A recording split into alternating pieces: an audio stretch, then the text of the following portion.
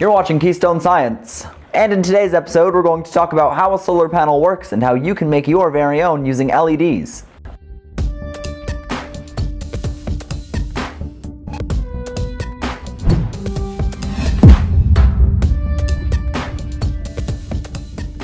Okay, so the first thing we're going to do is go ahead and learn how a solar panel works. Solar panels are made up of smaller parts called solar cells.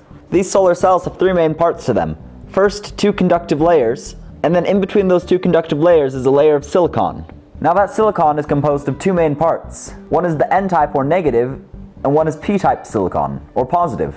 Now on the atomic level, the N-type silicon has more electrons, and on the outer shell of the P-type silicon atoms there are going to be holes where electrons should be. Since these atoms want an electron to fill up their outer shell, they are going to have a positive charge. And since these atoms have an extra electron, they're going to net the negative charge. When a photon of light hits this solar cell, it has enough energy to knock one of these electrons out of its bond with its neighbors. This will create a spot over here where there's an electron hole. Now this positive charge created by this electron hole will travel towards the end of this P junction here, while the electron that was knocked free will travel to the outer layer of the N side over here. These lines here represent the metal sheets that we have on either end. And so using this positively charged side over here and negative side over here, we're able to use wires and drag that electron through some circuit to allow it to do work for us. And so after that electron returns over here, the charges will be neutralized again and no current will flow. Until of course again more photons hit it and it just continues the cycle going and sending more electrons. Now an LED works in a very similar way to this. Just like the solar cell, the LED is composed of a negative type and a positive type silicon. And so using this as our example again, if I was able to apply a charge across this, we'd see at a certain point, specifically in these white LEDs around 3 volts, it'll have enough power to push the electrons around at this junction point. And so the electrons and electron holes will move around again just like before, but then when they recombine at this junction point here, it releases energy. Now in the case of a regular diode like this, that energy is going to be released in the form of heat. But in the light emitting diode, it has a few elements at this border that determines its color. So for instance in the white diode it has GaN. Now since this gallium nitride is present, it actually releases the energy in the form of photons, or in this case, the frequency that gives off the white light of the white LED.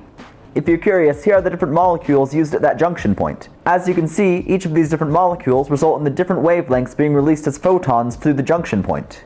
Now a cool thing about this process is that it fits in line with most other things. In other words, you'll find with a lot of things, if you give it power, it'll give off an effect. And then you can also find that if you give that same effect back to it, it'll give off power. And that's prevalent in things from speakers to piezoelectric crystals to the thermoelectric modules. All of which, if you give power, it'll give off a certain effect, and if you give that effect back to it, it'll give off a power. Now here I have the LED hooked up to the multimeter. As you can see just from the light on the room, we're getting around 0.003 volts, so that's really not that much. But as you can see, when I expose it to light, that voltage will go up quite a bit. And in this case, when directly exposed to the light, I get a maximum of around 2.3 volts. Now theoretically, I should just be able to put them in series and parallel like I've done here and get a higher voltage out of it. However, as you can see, I'm really not having much success with that, as with this done it actually lowers the voltage for me. And so although inside of a regular solar panel they do attach the solar cells in series and parallel to get more current and voltage, it doesn't seem to work with LEDs like this. Now although I can't show it today since it's actually pretty stormy outside, on a bright day I'm able to get around 1.5 volts out of a single LED here. Now the amount of current that even a few of these in parallel make is extremely low. But in order to boost the voltage, there's a little circuit that we can use. Now obviously you'd want many more LEDs than this in parallel, but in this schematic here, this would give us an outcome of around 3 volts. Now this circuit within these brackets is called a joule thief. Basically what happens is that you have this inductive core with 2 wires on it. From the induction of this coil and this transistor here will create an oscillation. And so from this oscillation, a magnetic field will grow inside of this coil here, but then collapse directly afterwards. Once that magnetic field collapses, it sends a spike in voltage through the circuit. And so that spike in voltage manifests itself inside of these 2 points here, this being the positive and this being the negative. Now if we want to keep the voltage at a constant up here, what we do is add a capacitor like this. Now it's best to use a large capacitor like this, but due to that capacitance it's going to make the voltage much more smooth coming out of it. And then theoretically from the circuit you could also add on a rechargeable battery like this. However, with the LED solar panel setup like this, it's going to be such a low current that it really will be quite negligible to add on even a battery here. Okay, so I'm back now. It's been about 2 hours since I last built this. Basically from that time I've left this in the light to hopefully charge up these 4 capacitors here, since again it does charge extremely slow. And so hopefully I have it wired up to this button so that when I press this button it should release these capacitors' energy into this LED and we should see it light up, although I'm not sure how long it will light up. Okay, so 3, 2, 1. Okay, so it is lighting up. It is getting dim quite fast though.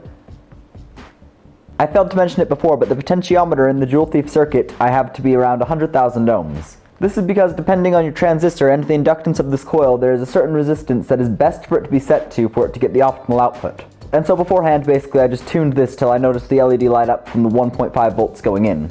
Anyways, yeah, the LED is practically completely out, as you can see.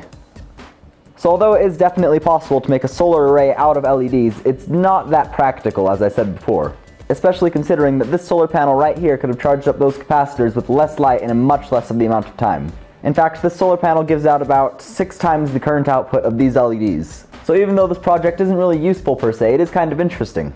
And besides finding one random internet page on this, which will be linked in the description by the way, I haven't really seen much else on the web about this. So now hopefully you know a little bit more about how solar panels and LEDs work. Thank you all so much for watching the video. I'm sorry it's a bit short and the topic of it. I planned to do something else, however the materials haven't yet got here, so yeah.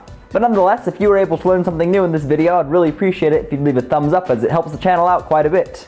And if you would like to see my weekly science videos, go ahead and hit the subscribe button so they'll show up in your subscription newsfeed. That's all for this video, so please remember to be safe, and have a wonderful day. You're watching Keystone Science, and in today's episode we're going to show you how to make your very own desktop-sized Tesla coil.